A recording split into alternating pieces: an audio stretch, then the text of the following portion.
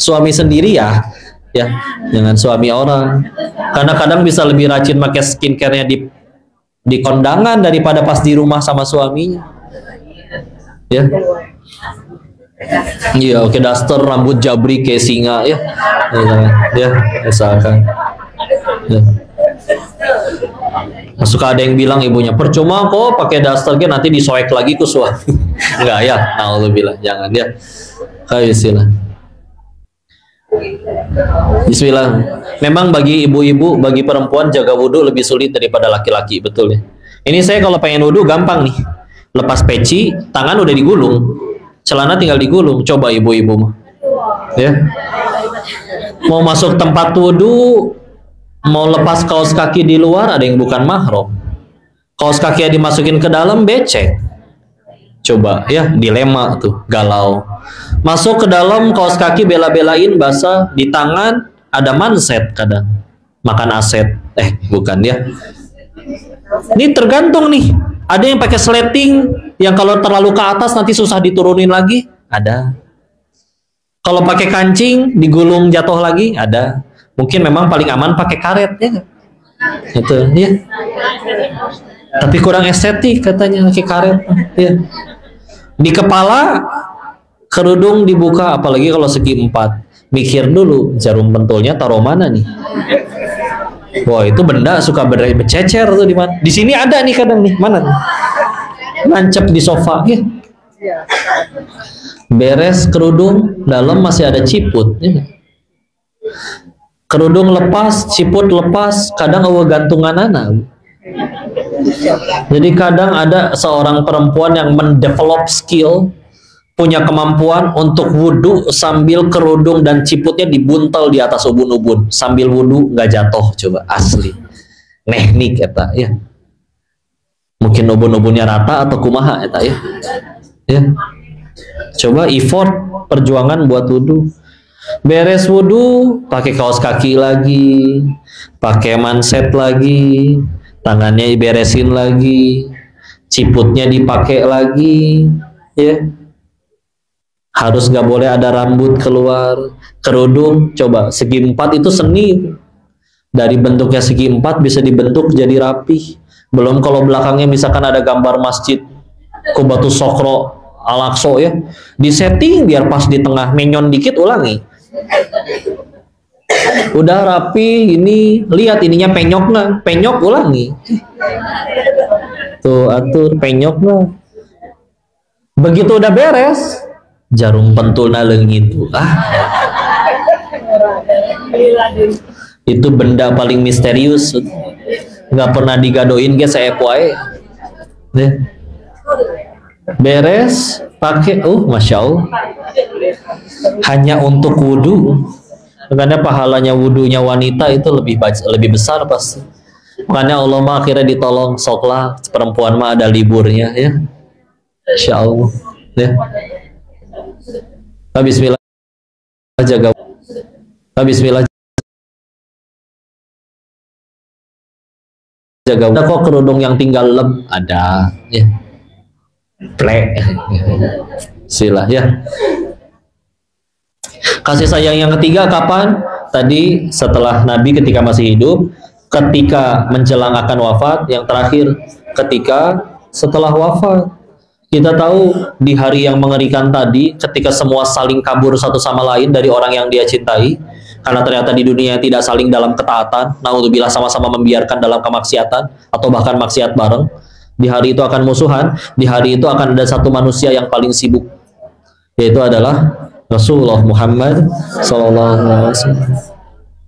Diteang kita tebe dicari, ditungguin di depan titian sirot sambil berdoa, Allahumma salimna salimna, selamatkan kami ya Allah, selamatkan. Beliau akan sujud dengan sujud yang sangat lama. Kata Allahnya, bangun Muhammad, apa yang kamu minta? Mintalah nanti ku kabul. Ya Allah, selamatkan umatku yang di dalam hatinya masih ada iman, meskipun sekecil biji jagung. Izini, ditungguin depan gerbang neraka. Keluar bu, pada gosong, tutung, dipelukin satu-satu sama Rasul. Dikasih minum air dari telaga, yang kalau minum air dari telaganya Nabi, maka tidak akan haus lagi selama-lamanya. Beres selamat keluar banyak, masih sujud lagi dengan sujud yang sangat lama berkali-kali. Bangun Muhammad, apa yang kamu minta? Mintalah nanti akan kukabulkan. Ya Allah, selamatkan umatku yang di hatinya masih ada iman meskipun sekecil biji zarroh. Kalau dicetakan Quran zaman dulu diterjemahinnya biji sawi ya. Tapi karena zaman dulu belum ada mikroskop. Padahal kita yakin zarroh itu sesuatu yang bahkan lebih kecil lagi dari itu. Kita tahu sekarang udah ada mikroskop mah, ada bakteri, ada yang lebih kecil ya. Ada sampai ke tingkat kromosom, ya, DNA dan lain-lain. Atom, ya, tapi bukan kacang ya. Ya. Ditolong. Keluarin, dipeluk satu-satu sampai yang terakhir pun masih sujud lagi. Ya, terus bangun Muhammad, apa yang kau minta? Bangun, mintalah nanti akan kukabulkan. Sampai yang terakhir, ya Allah, selamatkan umatku yang mungkin dia penuh dengan maksiat, tapi di hatinya ada kalimat La ilaha illallah. Jadi misalkan ada orang yang maksiat terus, tapi seenggaknya dalam hatinya dia yakin, oh Tuhan itu satu, hanya Allah, dan Muhammad SAW adalah Rasulnya. Maksiat karena tidak kuat menghadapi syahwat dan segala macam, tapi imannya masih tahu nggak ada Tuhan lain selain Allah. Padahal seumur hidup maksiat, yang gitu dia masih diselamatin. Ya. Jadi malu, disayangin sampai segitunya. Kita aja kalau ada tadinya biasa aja, terus ngelihat kesungguhan seseorang yang begitu ikhlas, kelihatannya pengen bantu kita tulus, masa hati kita nggak tersentuh? Nah ini Rasul kita sendiri, yang sebetulnya untungnya apa sih mikirin kita teh?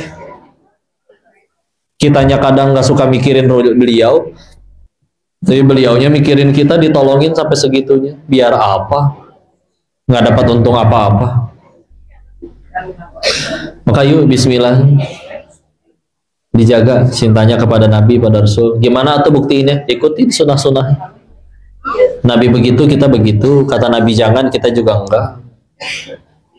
Ya, kita bersalawat kepada baginda Rasulullah Muhammad sallallahu alaihi wasallam. Allahumma sholli ala sayyidina Muhammad wa ala ali sayyidina Muhammad. Seringan-ringannya salawat itu Allahumma sholli ala Muhammad. Tapi yang paling lengkap yang dibaca ketika lagi sholat itu Bu, salawat Ibrahimiyah, ya.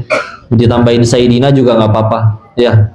Terutama kalau lagi di luar sholat. Ada yang misalkan karena ada perintah dari Nabi, shollu kama ra'aitumuni usolli, sholatlah kalian sebagaimana ngelihat aku sholat.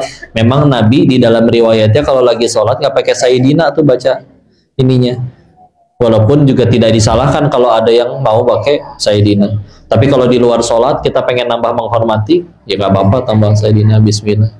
Allahumma sholli ala sayyidina Muhammad wa ala ali sayyidina Muhammad kama sholaita ala sayyidina Ibrahim wa ala ali sayyidina Ibrahim wa barik ala sayyidina Muhammad wa ala ali sayyidina Muhammad kama barakta ala sayyidina Ibrahim wa ala ali sayyidina Ibrahim fil alamin innaka Hamidum Majid. Nah, banyak bersalawat. Bismillah. Ya, buktikan cintanya. Dan setelah akhirnya sudah bertakwa, taat, udah tenang, kitanya juga jadi kebaikan bagi orang lain. Jadi kita tuh nggak cukup udah setelah akhirnya kita udah beribadah terus tenang sendirian. Ada langkah selanjutnya, yaitu kita juga jadi cahaya, jadi kebaikan bagi orang lain. Ya.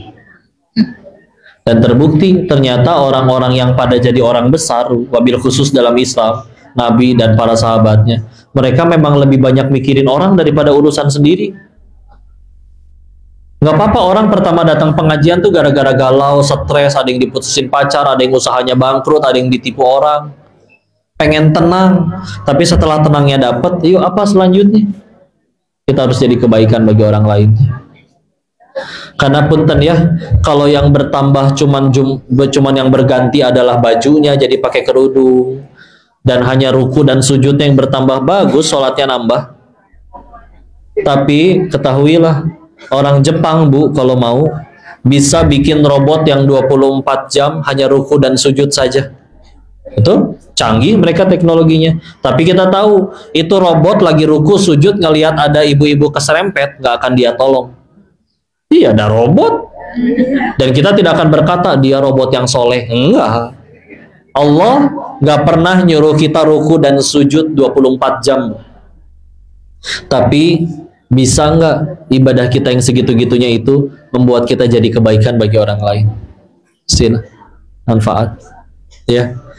Rukun Islam 5. Yang 1 syahadat, 2 salat, ketiga zakat. Betul. Kenapa zakat dulu nggak puasa dulu? Karena serajin-rajinnya orang puasa, kebaikannya buat yang puasa. Tapi kalau zakat, kebaikannya buat siapa? Oh, banyak orang. Selain karena zakat itu diulang 30 kali dalam Al-Quran, yang 26 kalinya itu barengan dengan sholat. Wa aqimus sholata wa atuz zakah, barengan 26 kalinya. Ya. Bahkan ada sebuah riwayat menceritakan Nabi Musa kan bisa bicara langsung dengan Allah. Bertanya, sudah puaskah engkau dengan ibadahku? Kata Allahnya, ibadahmu kebaikannya buat kamu. Terus gimana biar supaya engkau senang dengan ibadahmu? Letakkan kebahagiaan di hati saudaramu. Ya, letakkan kebahagiaan di hati saudaramu. Bismillah. Makanya pasti makin benar ngajinya, makin cinta nabinya, pasti akan muncul pada akhlaknya. Ya, dan akhlak itu bahkan seorang imam, ada Imam Ibnul Qayyim Al-Jauziyah mengatakan agama itu sepenuhnya akhlak. Kau rangkumkan ya, ada 4 hadis yang menjadi pilar akhlak. Ada berapa? 4. Ya, izin dibacakan. Yang pertama, hadis yang pertama, man kana yu'minu billahi wal yaumil akhir falyaqul khairan aw liyasmut. Barang siapa beriman kepada Allah dan hari akhir akan berkata yang baik atau diam. Dijaga mulutnya. Hati-hati, kata Nabi, orang yang paling banyak orang pada masuk neraka itu paling banyaknya karena 2 hal. 1 karena kelaminnya, 2 karena ya.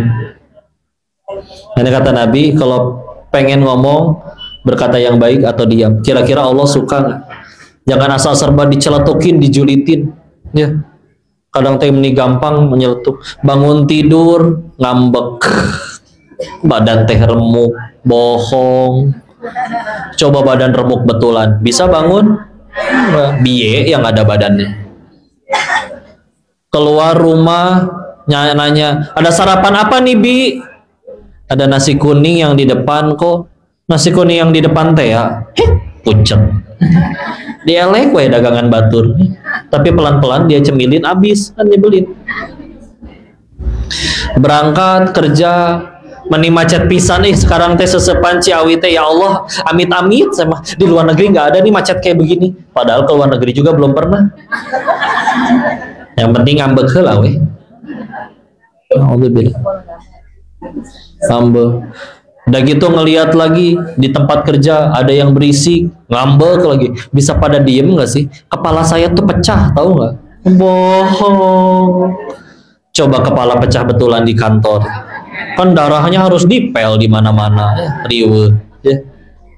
Hiperbola. Haus validasi. Hati-hati kalau terlalu pengen validasi, bisa palit, ya, validasi, palit, oke. Tapi jadi kudu pakai P palitnya. Ya. Sholat teh pakai sajadah ada gambar Ka'bahnya, tiba-tiba nunjuk. Waktu itu saya sholat belah sini nih, nggak ada yang nanya. Jangan segala diomong, hati-hati. Kadang ngeliat temen pengajian kerudungnya beda, diomong kerudungnya nggak matching.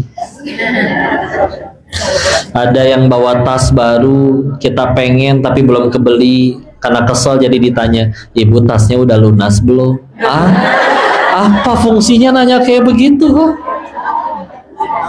Hati-hati, kadang nyampe ke tanah suci pun masih ada yang kayak gitu. Ibunya temennya belanja, beli gelas, berapaan bu? 60 real, suka ada yang nyeletuk. Ih, rugi, saya beli gelas yang sama cuma 40 real. Apa fungsinya ngomong gitu? Bikin yang ngedengar ngelihat gelas jadi kesel, lewat tokonya jadi dendam. Buat apa? Ong sagala diomong, istilah. Ucapnya yang baik-baik aja. Dikasih makan gak doyan, jangan diomong. Nabi makanan gak doyan, diem. Udah, nggak usah nggak boleh menghina makanan. Ya. Di tempat lain ada yang sulit untuk bisa makan sampai kelaparan. Ya, jadi berkata yang baik atau diam.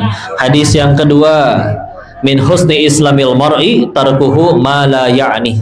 Di antara tanda baiknya Islam seseorang adalah meninggalkan hal yang tidak bermanfaat. Ya. Jadi orang makin tinggi imannya nih, dia sadar waktu saya teh cuma 24 jam. Yang wajib cuma 17 rakaat 5 waktu. Nah, ada waktu luang lain, dia mikir, saya perlu bekal buat balik ke Allah. Dia pasti manfaatin untuk kebaikan. Nggak pengen sia-sia. Ya. Apalagi naudzubillah jadi dosa. Semoga Allah selamatkan kita semua dari dosa. Ya.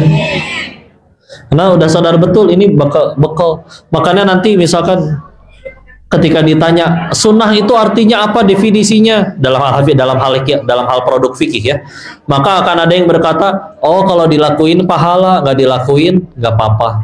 Tapi bagi yang sudah yakin pengen punya bekal pulang ke hadapan Allah, nggak pengen sia-sia, bisa jadi maknanya berubah. Dilakuin pahala, nggak dilakuin rugi. Misalkan sama-sama punya waktu luang setengah jam, yang satu misalkan dosa tapi juga nggak jadi pahala, yang satu lagi akhirnya setengah jamnya dipakai baca Quran atau sholat duha. Nah, bismillah. Tahu-tahu nanti